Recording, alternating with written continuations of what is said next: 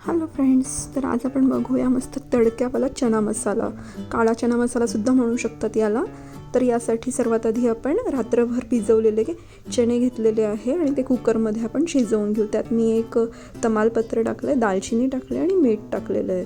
तर कुकर लावून याच्या 4 ते 5 शिट्ट्या काढायच्या आणि मग बघू शकता तसा छान असा चना आपल्याला शिजलेला आहे, असा नरम झालेला पाहिजे.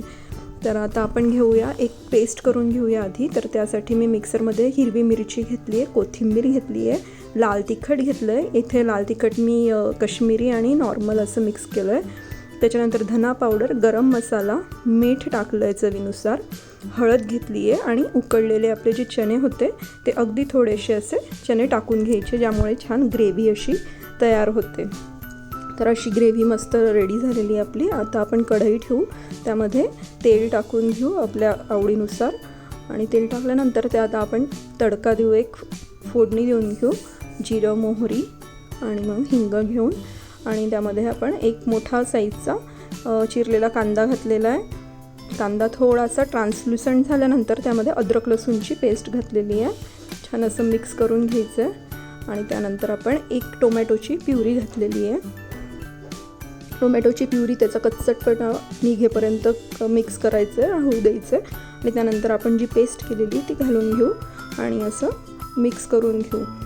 तर हा जो मसाला आहे हा अगदी ढाब्या स्टाईल बनतो आणि तुम्ही नक्की करून बघा. तर हा मसाला परतल्यानंतर आपण एक वाफ काढून घेऊ झाकण ठेवून.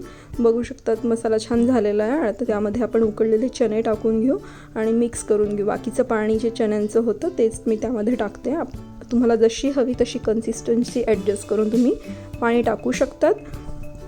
तर यावर आपण झाकण ठेवू आणि एक वाफ काढून घेऊ. छान उकळी आल्यानंतर बघू शकता तुम्ही छान झालेले आहे चना मसाला आपला. तर याला आपण एक तुपाचा तडका देऊन घेऊ. त्यासाठी मी तूप घेतलेलं आहे, त्यामध्ये जिरं, अद्रकाचे तुकडे, एक मिरची आणि थोडंसं लाल तिखट घेतलेलं आहे. कोथिंबीर टाकून छान सर्व करायला घेऊ, कांदा वगैरे घेऊन. तुम्हाला रेसिपी आवडली असल्यास नक्की लाईक करा, शेअर करा आणि सबस्क्राईब करा. थँक्यू.